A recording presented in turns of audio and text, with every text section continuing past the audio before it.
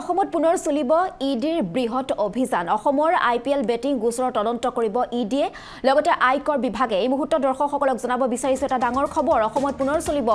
ইডিৰ বৃহৎ অভিযান অসমৰ আইপিএল বেটিং গোচৰৰ তদন্ত কৰিব ইডিৰ লগতে আয়কৰ বিভাগে অসম আৰক্ষীৰ পত্ৰৰ প্ৰতি সঁহাৰি আয়কৰ বিভাগৰ লগতে ইডিৰ কোটিটকীয়া আইপিএল বেটিং গোচৰত গ্ৰেপ্তাৰ হৈছিল বিকাশ বেৰিয়া ভাতৃ নিতিন বেৰিয়াৰ অবৈধ বেটিং আপৰ বিৰুদ্ধেও জাননী প্ৰেৰণৰ সম্ভাৱনা আছে বিকাশ বেৰিয়াৰ আইপিএল জুৱাৰী চক্ৰৰ মূল মাষ্টাৰমাইণ্ড আৰু বেৰিয়া ভাতৃৰ তিনিচুকীয়াৰ ঘৰত জব্দ কৰা হৈছিল বৃহৎ পৰিমাণৰ ধন তাৰ মাজতে এটা ডাঙৰ খবৰ দৰ্শকসকলৰ বাবে লৈ আহিছো অসমত ইডিৰ লগতে আয়কৰ বিভাগে চলাব অচিৰেই অভিযান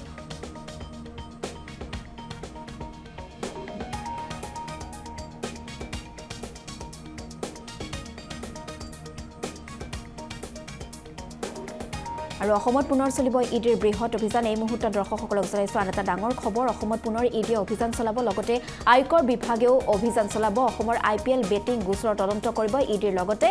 আয়কৰ বিভাগে আৰু অসম আৰক্ষীৰ পত্ৰৰ প্ৰতি সঁহাৰি দিছে আয়কৰ বিভাগে শেহতীয়াকৈ ইডিয়ে অসম আৰক্ষী এখন পত্ৰ দিছিল আৰু সেই পত্ৰৰ প্ৰতি সঁহাৰি জনাইছে কোটিটকীয়া আইপিএল বেটিং গোচৰত শেহতীয়াকৈ গ্ৰেপ্তাৰ হৈছিল বিকাশ বেৰিয়া শেহতীয়াকৈ গ্ৰেপ্তাৰ হৈছিল আৰু ভাতৃ নিতিন বেৰিয়াৰ অবৈধ বেটিং আপৰ বিৰুদ্ধেও জাননী প্ৰেৰণৰ সম্ভাৱনা আছে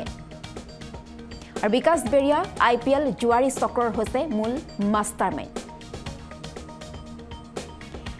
আৰু বেৰিয়া ভাতৃৰ তিনিচুকীয়াৰ ঘৰত কিছুদিন পূৰ্বে জব্দ কৰা হৈছিল বৃহৎ পৰিমাণৰ ধন তাৰ পাছতে যেহেতু সমগ্ৰ বিষয়টো অসম আৰক্ষীৰ লগতে আয়কৰ বিভাগ আৰু ইডিৰ দৃষ্টিগোচৰ হৈছিল আৰু শেহতীয়াকৈ জানিব পৰা গৈছে অসমত পুনৰ চলিব ইডিৰ বৃহৎ অভিযান আইপিএল বেটিং গোচৰৰ তদন্ত কৰিব ইডিৰ সমান্তৰালকৈ আয়কৰ বিভাগে শেহতীয়াকৈ অসম আৰক্ষীয়ে পত্ৰ প্ৰেৰণ কৰিছিল আৰু সেই পত্ৰৰ প্ৰতি শেহতীয়াকৈ সঁহাৰি জনাইছে আয়কৰ বিভাগৰ সমান্তৰালকৈ এনফোৰ্সমেণ্ট ডিৰেক্টৰে কোটিটকীয়া আইপিএল বেটিং গোচৰত গ্ৰেপ্তাৰ হৈছিল কিছুদিন পূৰ্বে বিকাশ বেৰিয়াৰ বাসগৃহৰ পৰা জব্দ কৰা হৈছিল বৃহৎ পৰিমাণৰ ধন ভাতৃ নিতিন বেৰিয়াৰ অবৈধ বেটিং এপিপিৰ বিৰুদ্ধেও যেহেতু শেহতীয়াকৈ জাননী প্ৰেৰণৰ পূৰ্ণ সম্ভাৱনা আছে বিকাশ বেৰিয়া আইপিএল জুৱাৰী চক্ৰৰ মূল মাষ্টাৰমাইণ্ড আৰু বেৰিয়া ভাতৃৰ তিনিচুকীয়াৰ ঘৰত জব্দ কৰা হৈছিল বৃহৎ পৰিমাণৰ ধন সবিশেষ কথাখিনি জানিবৰ বাবে অধিক কথাখিনি জানিবৰ বাবে আমি ফোন ইন যোগে সংযুক্ত হৈছো আমাৰ জ্যেষ্ঠ সাংবাদিক ধৃতিৰাজ কলিতাৰ সৈতে ধৃতিৰাজ কলিতা আপোনাৰ ওচৰলৈ আহিছো যেহেতু অসমত পুনৰ ইডিৰ বৃহৎ অভিযান চলাব বুলি জানিব পৰা গৈছে লগতে আয়কৰ বিভাগে অভিযান চলাব সবিশেষ বিষয়টোৰ সন্দৰ্ভত অধিক তথ্য কেতিয়াৰ পৰা ইডিৰ লগতে আয়কৰ বিভাগে অভিযান চলাব অধিক তথ্য সম্পূৰ্ণ কথাখিনি আপোনাৰ পৰা জানিব বিচাৰিছো ধৃতিৰাজ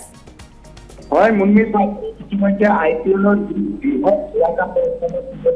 সেই কলা ঘটনাৰ ইতিমধ্যে সমগ্ৰ তথ্য ইতিমধ্যে পোহৰলৈ আহিছে আমি যে ধাৰাবাহিকভাৱে আমি সেই বাতৰি পূৰ্বতে পৰিৱেশন কৰি আহিছিলো আচলতে কোটি কোটি টকাৰ যি অবৈধ কলা ধন বেৰিয়া ভাতৃয়ে এইসমূহ আইপিএল বেটিং যোৱাৰ জৰিয়তে তেওঁলোকে আচলতে অবাধে হৰলুকি কৰি আহিছিল একাংশ যুৱ প্ৰজন্মক আচলতে তেওঁলোকে ধ্বংসৰ ফাল তেখেতলোকে ঠেলি দিছিল আৰু সেই সময়ত তিনিচুকীয়া আৰক্ষীয়ে এক বৃহৎ অভিযান চলাইছিল আৰু সেই অভিযানৰ অন্তত ইতিমধ্যে দুই বেৰিয়া ভাতৃ ক্ৰমে বিকাশ বেৰিয়া আৰু নিতিন বেৰিয়াক ইতিমধ্যে তিনিচুকীয়া আৰক্ষীয়ে গ্ৰেপ্তাৰ কৰিবলৈ সক্ষম হৈছিল আৰু তেওঁলোকৰ তিনিচুকীয়াস্থিত যিটো বিশাল বাসগৃহত ইতিমধ্যে যি তিনিচুকীয়া ক্ৰাইম ব্ৰাঞ্চ আৰু তিনিচুকীয়া আৰক্ষীৰ যি যৌথ তেওঁলোকে অভিযান চলাইছিল আৰু সেই অভিযানত ইতিমধ্যে আৰক্ষীয়ে বহু যি তথ্য প্ৰমাণ তেওঁলোকে ইতিমধ্যে লাভ কৰিছিল আইপিএল বেটিং যোৱাত আচলতে এক বৃহৎ আন্তঃৰাষ্ট্ৰীয় চক্ৰ জড়িত হৈ থকা বৃহৎ ৰাষ্ট্ৰীয় চক্ৰ জড়িত হৈ থকা বহিৰাজ্যৰ চক্ৰ জড়িত হৈ থকা তেওঁলোকে উপযুক্ত তথ্য প্ৰমাণ ইতিমধ্যে লাভ কৰিছিল আৰু সেইসমূহৰ লগতে তেওঁলোকে বৃহৎ পৰিমাণৰ কলা ধন ইতিমধ্যে জব্দ কৰিবলৈ সক্ষম হৈছিল গতিকে অৱশেষত যিহেতু পূৰ্বতে এই সমগ্ৰ অভিযানটো তেওঁলোকে সফলতাৰে সম্পন্ন কৰাৰ পিছতে তিনিচুকীয়াৰ আৰক্ষী অধীক্ষকগৰাকীয়ে ইতিমধ্যে অসম আৰক্ষীৰ মুখ্য কাৰ্যালয়লৈ তেখেতে এখন বিশেষ পত্ৰ লিখিছিল আৰু এই পত্ৰখনতে আচলতে আইপিএল বেটিং যি গোচৰৰ সবিশেষ তথ্য অসম আৰক্ষীৰ মুখ্য কাৰ্যালয় যিসমূহ শীৰ্ষ বিষয়ববীয়া আছে তেওঁলোকক সামগ্ৰিক যিসমূহ তদন্তৰ দিশ তেওঁ ইতিমধ্যে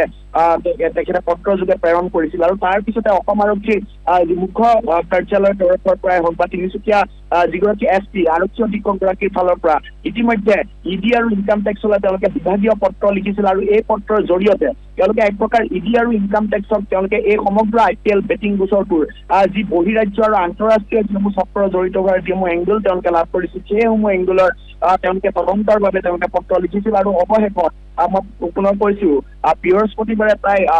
বিয়লিৰ ভাগলৈ ইডিয়ে এই বিষয়ে বিভাগীয়ভাৱে উত্তৰ দিছে অসম আৰক্ষীক আৰু তেওঁলোকে এক প্ৰকাৰ যি IPL বেটিং গোচৰৰ যি বৃহৎ তদন্তৰ প্ৰক্ৰিয়া তেওঁলোকে ইতিমধ্যে আগুৱাই লৈ যাব বুলি অসম আৰক্ষীক সঁহাৰি জনাৰ যি এক তথ্য আমি ইতিমধ্যে সেই সূত্ৰ লাভ কৰিছো গতিকে পৰৱৰ্তী পৰ্যায়ত চাওক মুন্নি ইডি আৰু ইনকাম টেক্সৰ হয়তো যৌথ অভিযান চলিব অকল ভাতৃ নীতিন বেৰিয়া বা বিকাশ বেৰিয়াৰ বাসগৃহ যে অকল তিনিচুকীয়াতে আছে তেনে নহয় তেওঁলোকৰ ৰাজ্যৰ বিভিন্ন প্ৰান্তত কেইবাটাও তেখেতৰ বাসগৃহ থকা তথ্য ইতিমধ্যে আমি লাভ কৰিছো গুৱাহাটী মহানগৰীত মাছমতীয়াটো ইতিমধ্যে নীতিন বেৰিয়া আৰু বিকাশ বেৰিয়াৰ যিগৰাকী জ্যেষ্ঠ ভাতৃ তেখেতেও ইতিমধ্যে গুৱাহাটীত উপস্থিত আছে আৰু তেখেতৰ বাসগৃহতো কিন্তু ইডি বা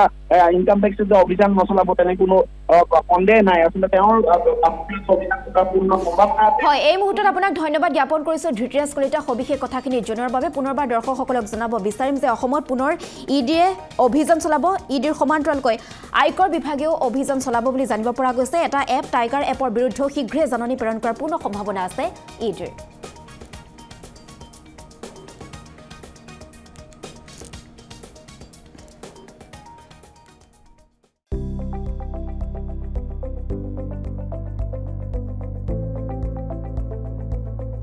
NB News, সহজ সৰল ভাষাত নৱভাৰতৰ কথা।